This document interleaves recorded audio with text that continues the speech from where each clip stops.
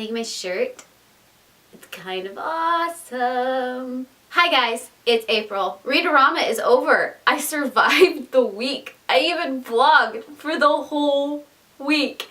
I have a new respect for YouTubers who vlog every single day or nearly every single day because it is exhausting. Because not only do you have to continuously film throughout the day and get little snippets, but then you also have to edit it and still get it up in a reasonable amount of time because otherwise it just, no one cares anymore. That and you have to make your day look interesting. That is hard. Really, really hard.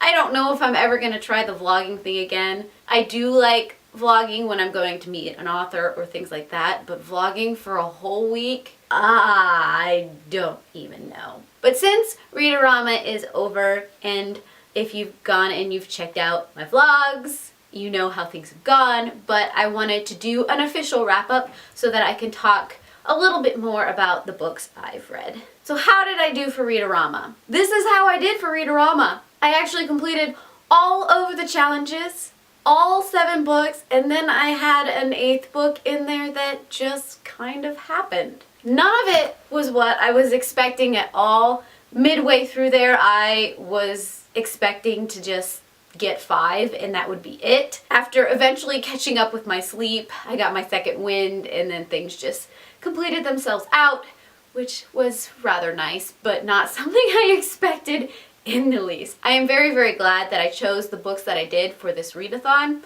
because they were either short enough for me to read and get through and digest, or they were rereads which made them nostalgic, which made me want to read them all the more. I'm starting to learn that's what I need to do for read-a-thons. But now for talking about the books that I read and completed in these past 7 days. Holy crackers. The first one is Wild Swans by Jackie Morris. This is a fairy tale about a girl who has to knit sweaters out of thistles to turn her brothers from swans back into boys. And as she is knitting these sweaters, she of course meets a prince and he falls in love with her and things happen. I liked this edition of Wild Swans because, let's see if I can find it. It was so beautifully illustrated by Jackie Morris. Loved it a lot. And it really made me excited for my next read, which was Daughter of the Forest by Juliette Merlier. This is a little hunker of a book, but it was a reread for me. And the reason Wild Swans made me really excited to read this book is because it is a Wild Swan retelling. It is set in Ireland where Saoirse is just living out her life, learning to deal with not ever having a mother, but then her father remarrying, and then all of a sudden she sees her brothers turned into swans. Then she meets the Lady of the Forest who tells her that she must knit sweaters for the boys so that they can eventually turn back into men. In her adventures of all of this, she ends up in Britain. Part of this story deals with the tension between the Irish and the British and the battle of territory and all of that. It's a very interesting read and I really enjoy it. It's one of those reads that is so well written that it's hard to get into books after I've finished reading it. So when I turned around and I started East of the Sun, West of the Moon, also by Jackie Morris, I was not too thrilled with this story at all. This is another fairy tale in which a polar bear goes to a girl's home, says that please come and stay with me, I'll make lots of good things happen for your family, and then you can stay with me for as long as needed. As she's staying with the polar bear every night, someone comes to bed with her and just sleeps there. Eventually she gets so curious that she lights a candle, the wax dripping on the man who's in bed with her, waking them up, and then he has to go and marry a troll. It is then her quest trying to go and find her prince and all of that and self-growth. You get the gist. I like this fairy tale. It's one of my favorites, except this edition I wasn't too keen on. It tried to add too many modern elements that it started to lose its fairy tale-ish qualities at times that I didn't enjoy it. And then after coming from Daughter of the Forest, which is so beautifully written and so detailed, and then this that just wasn't, that was hard. I still do really like the illustrations in this book.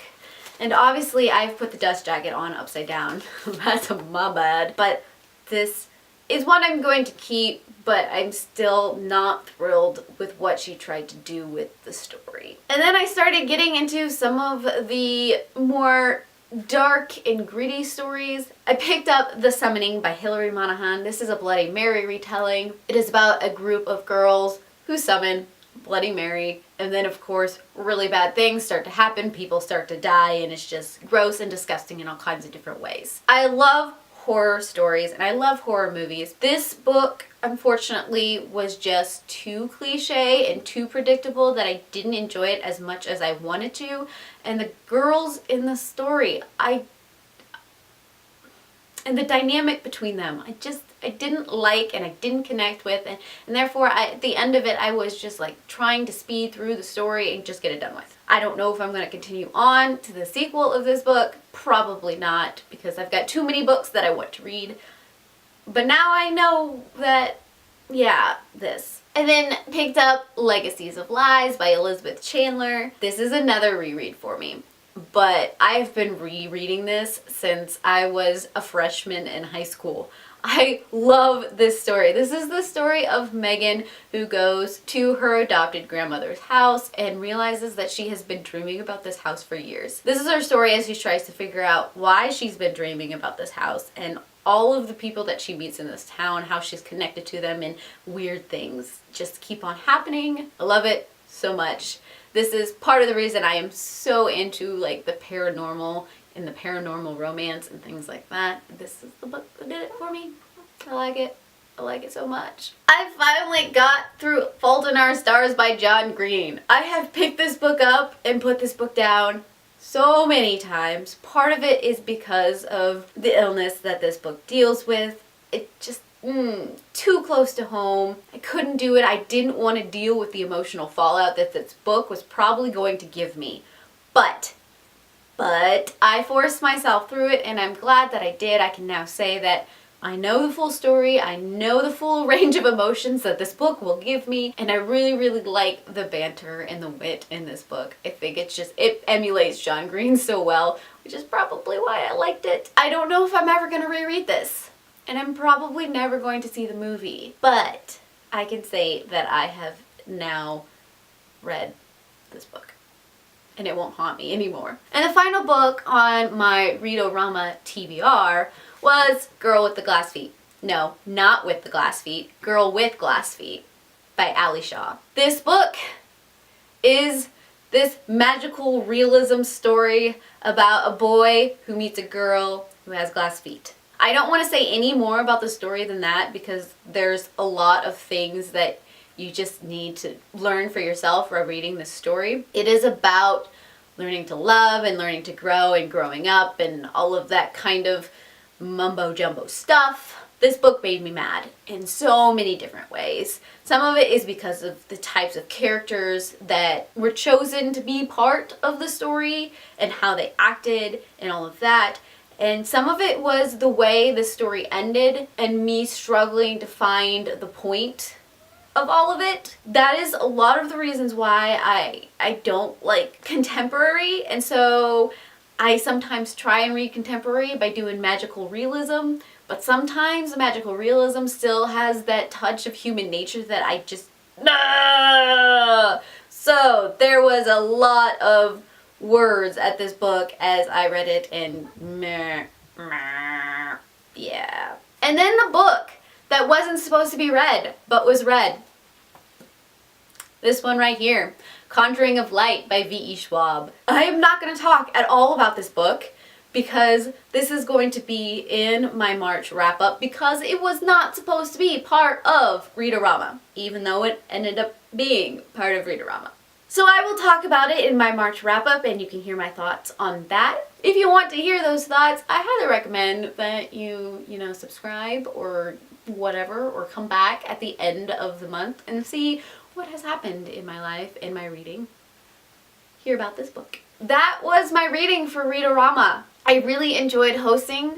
It was a new experience for me, and attempting to do Twitter sprints, I found out that I am a lot more coherent and make a lot more sense when I do evening sprints than I do morning sprints, because I just kind of went all weird on the morning sprints because math in the morning obviously is not my strong suit. Fail.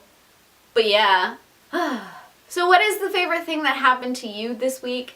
Tell me down below, and I heart your beautiful faces. Bye.